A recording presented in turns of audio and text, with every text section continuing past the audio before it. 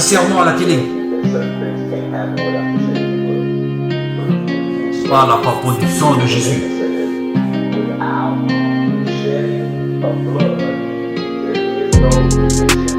Sans le sang de Jésus, il n'y a pas de rémission des péchés. Le sang des animaux couvre les péchés, mais il ne peut pas l'enlever. Ça, c'est intéressant. Et donc, chaque année, tu dois renouveler cette tuerie d'animaux. Et Jésus, il partage son sang pour la rémission de nos péchés. C'est pas seulement pour... Le sang de Jésus ne couvre pas seulement les péchés, mais il l'enlève carrément. Et la Bible nous dit, il ne se souviendra même plus de nos péchés.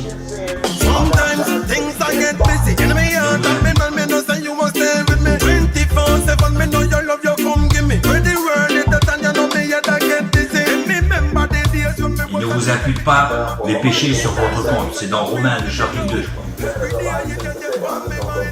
Il y en a qui ne peuvent pas comprendre comment une personne a pu prendre toute la responsabilité de prendre les péchés des autres. Going crazy for you. I need you. Need so much more. I'm going crazy. Going crazy for you. Bah écoutez, je vais vous dire, ça c'est la télé, hein. Ça, on a démarré comme ça, là bon. Là on peut faire. Oh yes, paradise. Donc là, attendez. Voilà. Oh là là. Tu as mis combien d'années pour avoir ce diplôme de pasteur? Là, là. Alors on va revenir un peu pour voir ce que le frère dit. Hop.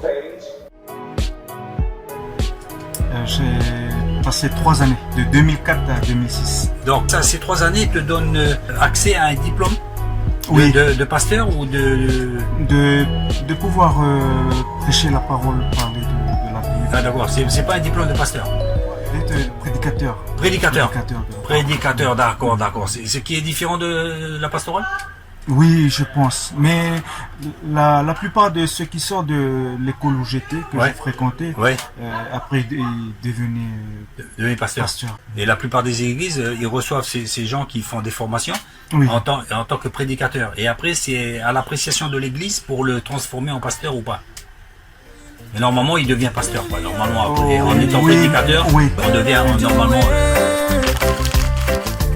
Quand tu as déchiré ce papier, parce que ça me fascine, c'est pas un jugement. Hein. Qu'est-ce que pouvait te faire valoir ce papier de prédicateur? Accès à la pastorale ou autre chose? Il y a ça. Il y a aussi d'accéder à la pastorale. Pastorale parce que après avoir eu ce diplôme-là, on est censé être dans un ministère. Voilà, c'est pas de la connaissance juste pour la connaissance, quoi. C'est pour diriger un peu le troupeau. Après coup, je veux dire, c'est pas des questions à poser, mais est-ce que tu regrettes pas d'avoir déchiré ces diplômes? Non, pas du tout. Pas du tout. Qu'est-ce que tu penses qui est mauvais dans le fait d'avoir ces diplômes? Je pense que c'est un peu dans la nature humaine quand on commence à avoir la grosse tête. On risque de s'enorgueillir. Je pense que ça ne sera pas le cas pour tout le monde, mais pour toi, tu l'as ressenti comme ça. Il y a cela aussi, j'ai ressenti cela aussi, mais c'est surtout pour moi une conviction personnelle que ce n'est pas ce que Dieu, pour moi, ce n'est pas ce que Dieu demande. Du moins pour toi. Oui. Du moins pour toi.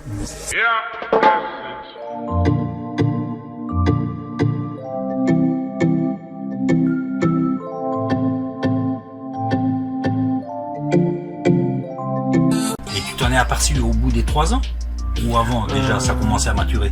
Non, c'est après les 3 années. Après, j'étais quand même 2 ans dans le ministère. Ah oui, d'accord. Tu étais revenu. Aller dans les îles de Saint-Nouvelle-Calédonie comme pour exercer. C'est là que je me suis rendu compte que. Tu as fait un rapprochement avec le fameux diplôme. Il y a le fameux diplôme, mais c'est surtout, je me suis rendu compte que tu parlais par rapport aux connaissances.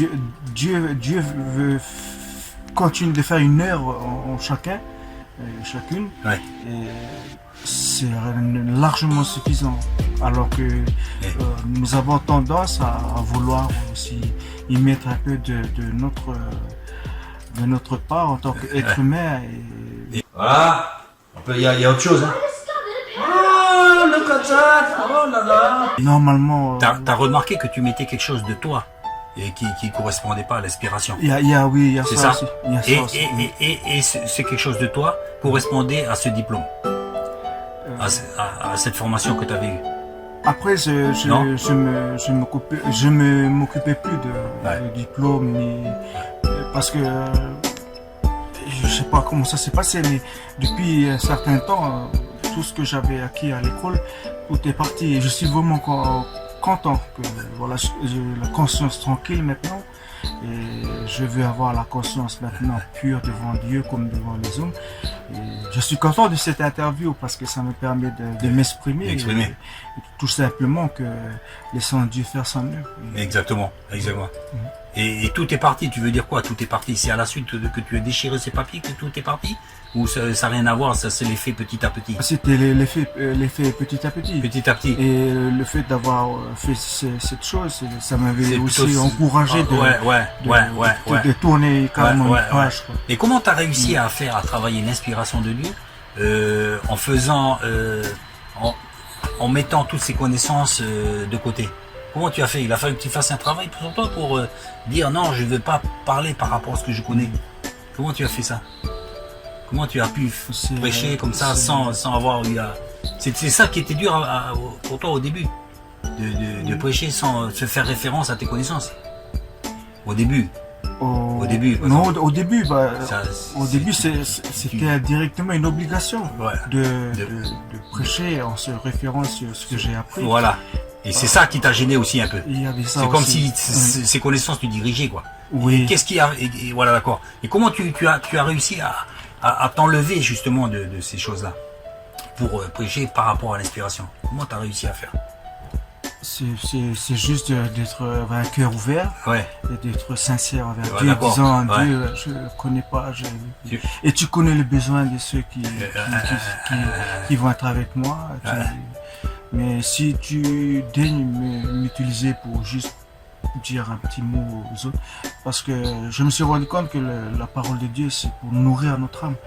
C'est pour nourrir aussi les autres. Si je peux amener quelque chose pour aussi aider les autres, nourrir les autres, je pense que ça c'est mon point de vue. Je pense que c'est ça que Dieu veut, c'est qu'on soit nourris nous-mêmes et que si on peut avoir cette possibilité aussi de pouvoir partager aux autres et de les nourrir aussi, je pense que Dieu sera réjoui, sera content de cela. Tu penses y être arrivé maintenant? Déjà au moins délivré de ces choses? Déjà tu es sur le chemin quoi. Ça c'est une priorité pour moi de me réveiller le matin, de m'agenouiller, de prier, demander à Dieu davantage de me guider sur le chemin et de me permettre d'avoir les yeux sur les traces de Jésus et sur le chemin. Parce que Jésus il a tracé déjà le chemin, il a déjà laissé ses traces. Une dernière question, si tu as un message maintenant à laisser à nos auditeurs, quel serait le message là, que tu pourrais laisser, croyant ou non croyant? Au départ, j'étais un étudiant de l'école biblique. C'était juste simplement pour dire que il n'y a pas d'âge pour apprendre. Nous avons encore la vie. Il faut continuer d'apprendre. Et on apprend par nos défaites comme on apprend par nos victoires. Mais que l'on puisse être comme un disciple, d'être au pied de Dieu, de Jésus, et de demander qu'il nous enseigne tous les jours sa volonté, sa parole, et pour nous aider, parce que nous sommes là pour marcher. Donc, ces connaissances que tu as acquis, cette école n'est pas forcément une mauvaise chose. Non, pas du tout. Ça fait partie d'une expérience de la vie.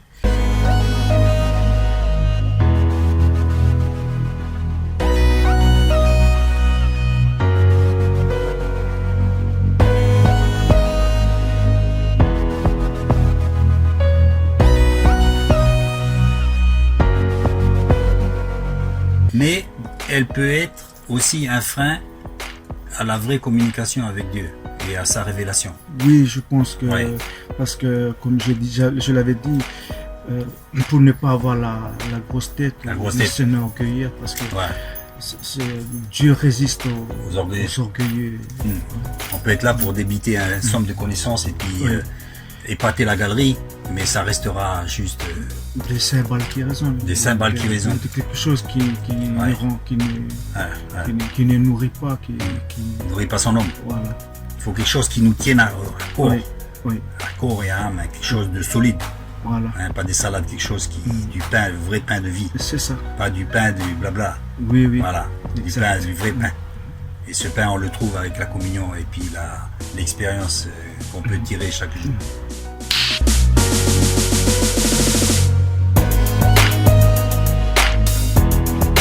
L'Esprit de Dieu vous donne la vie. Voilà.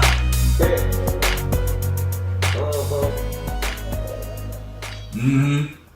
C'est en pareil en français. Pareil.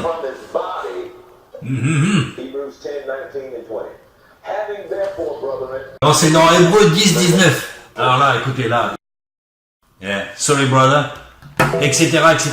Je vais pas être trop long. Mais pour vous dire que la puissance du Seigneur Jésus, la puissance du sang de Jésus est quelque chose de phénoménal. Il disait ça aussi. C'est que l'Église maintenant, elle est sortie de l'Église, elle est dans le monde. Et vous-même, vous êtes des ambassadeurs, vous êtes des lettres vivantes qui bougeaient et qui transmettaient l'Esprit de Dieu.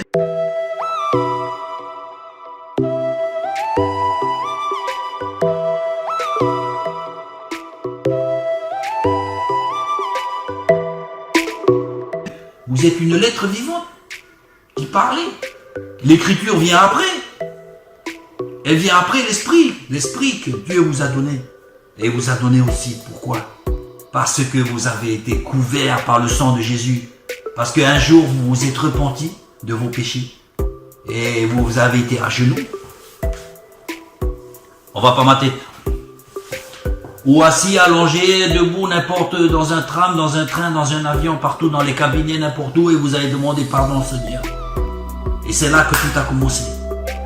Pas comme le sang des animaux, comme il disait le frangin là, qui couvre seulement les péchés. Mais le sang de Jésus est encore plus puissant parce qu'il efface les péchés. Et ensuite, vous avez l'Esprit de Dieu et vous avez une vie qui ne vous cantonne pas à l'église seulement, mais qui vous fait partir partout dans le monde, voyager, etc. Et vous occupez d'abord de votre famille. Goebbels.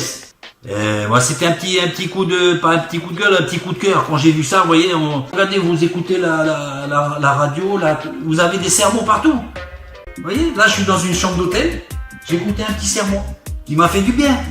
C'est des choses qu'on connaît, mais dans la vie de tous les jours. Vous n'êtes pas obligé ou censé les amener forcément dans une église, mais peut-être même de faire une église là-bas chez eux, là où ils sont, pour qu'eux puissent grandir dans leur milieu.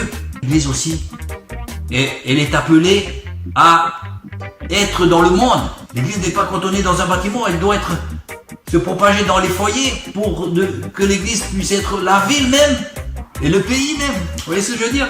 Évitons de faire des plans de 20 ans de crédit là pour pouvoir construire des églises, à saigner les gens, à piquer des brochettes tous les week-ends pour construire des pierres, puisque le but du jeu c'est que ce soit le pays, et non seulement le pays, pas seulement le pays, mais plus particulièrement en dehors du pays, les gens même, parce que ce sont nous les pierres vivantes qui devons nous assembler les uns les autres pour construire ça. Pour construire quoi? Le corps du Christ. Le plus important, ce n'est pas d'acquérir la connaissance intellectuelle, mais juste de comprendre. Parce que c'est un mystère.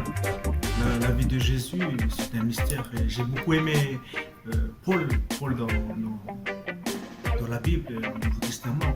Quand on parle de mystère, c'est Ouais. un mystère caché. Ouais. Un mystère caché que Dieu révèle simplement aux Ouais. gens. Et c'est important pour nous de recevoir une révélation de Dieu. Et non pas d'étudier la Bible et d'avoir une connaissance intellectuelle pour pouvoir argumenter avec les gens. Je me réfère à l'expérience de Jésus. Ouais. En son temps, il y avait des sadducéens, Ouais. il y avait des pharisiens, Ouais. il y avait des gens qui connaissaient la Torah, qui connaissaient Ouais. les Ouais. Juifs par exemple, qui se disaient que c'est eux qui y avait la foi ou qui avaient l'espérance Alors que, Et ça les a pas amenés à la vérité, quoi. C'est ce que je veux dire. parce Voilà. qu'ils étaient justement avec la vérité. C'était Jésus qui était là. Voilà. Que tu regrettes après coup d'avoir fait ces études-là? Est-ce que- Non, Pas du tout, d'accord. Je suis quand même content, quelque part, ça Ça a aidé. Ça fait partie de mon expérience, ça m'a aidé. Parce que j'avais eu ce besoin-là d'aller chercher les informations, d'aller essayer d'acquérir la connaissance, d'aller chercher surtout. Et je pense que Dieu il a vu l'intention dans mon cœur, ce besoin-là d'aller chercher.